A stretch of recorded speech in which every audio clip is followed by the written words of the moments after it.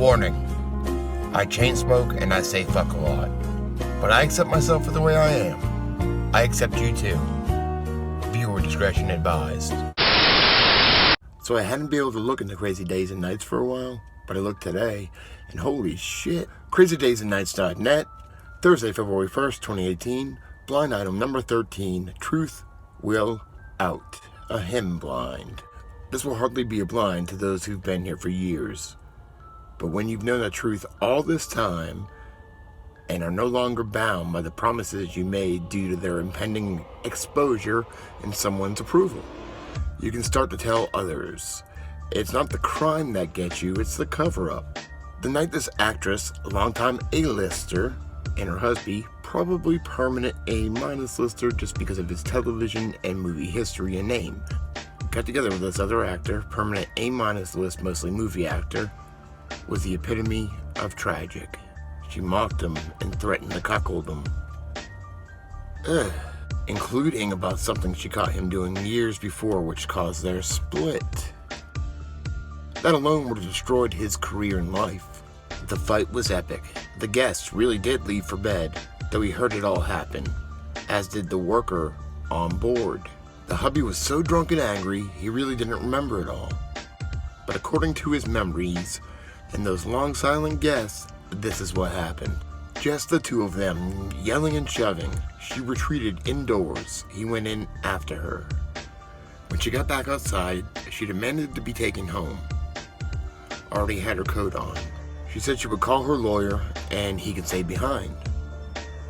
Since the house and money were hers, she'd get the kids too. She had had it with him, his cheating, his drinking, and pouting. He wasn't going to let her go at all. He actually reached to grab her. When she pulled away, slipped and fell. He could have saved her right there. That would have been easy and could have just been a spat. But he mocked her. She screamed and yelled, begging for help. He taunted her. The guests came to see what was happening, tried to help. The hubby told them she was just playing hysterics for attention. She could save herself, he said. He escorted the guests back inside forcibly. She continued out there cold, screaming for several minutes. The worker had been yelling to her he'd help her. He banged on the hubby's door. He was told to go to bed and mind his own damn business. The three men argued. Then they realized she wasn't screaming anymore. Hubby panicked and they all went out to try to find her. She'd given up and was already gone. They said it happened so fast, maybe in drunk time, but in reality it was over 20 minutes. These three drunk men, very drunk and high, nothing they did worked. The guests demanded the call for help or be taken home. The hubby threatened him, said he was part of it too. The hubby sat outside for hours drinking heavily, crying. The scarred, weak, and stoned worker finally took him inside when he passed out. When they awoke, they knew how deep shit they were in. They tried to get their story straight. If one went down, they all would. The first call they placed was to wake up a legendary Hollywood attorney/fixer. Wait a minute, fixer? Like Pulp Fiction? You're Jimmy, right? This is your house? Sure is. I'm Winston Wolfe. I solve problems. Good, we got one. So I heard. May I come in? Yeah, please do. They're not talking about Paul Ziffren, are they? What happened is she went downstairs in the boat to the master bedroom, and RJ thought she was going to sleep. Blue Bloods behind Bush and Dukakis, July 29th, 1988. Clark Rand, Hong Kong representative to the Democratic National Committee's law firm of Gibson, Dunn, Crutcher handles Bush's fundraising in Asia. The firm is directed by lifelong DNC figure, mob lawyer, Paul Ziffren. He in turn called permanent A-plus list singer, who is really a friend to this actress. Natalie Wood was buried Wednesday in a quiet ceremony. The services were attended by close friends in the Hollywood community. Frank Sinatra. The hubby confessed it all to him. It was the booze, the anger. He never thought she was in that much danger. He pled for mercy. The legendary singer-actor was angry, but he understood how it could happen. The cover-up began instantly. There were tons of leaks in their story, but anytime a discrepancy popped up, the powers that be were reminded they were elected officials and stopped digging because it won't bring her back.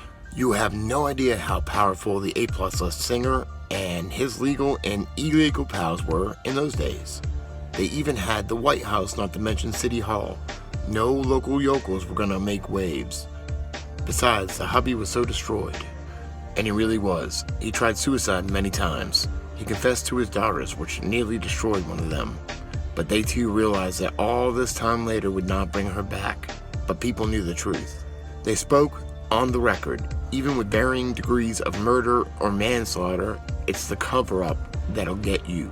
So no matter the final outcome of the case, even all this time, he doesn't have long to live naturally. But that cover-up, a lot of them are still around. The one long silent guest, not so silent. He too is up in age and cleared his conscience. Thing is, he did it in 1985. It's been on record since then. Way past time for this to come out. It's tragic to those young ladies now, but truth will out always. So apparently Christopher Walken talked in 1985, 4 years later. And it still took 36 fucking years, or excuse me, 32 fucking years from that date to consider Robert Wagner a person of interest. What the fuck? Well, I've always been terrified, still am, of water, dark water, sea water, or, river water. Fucking stoned. I got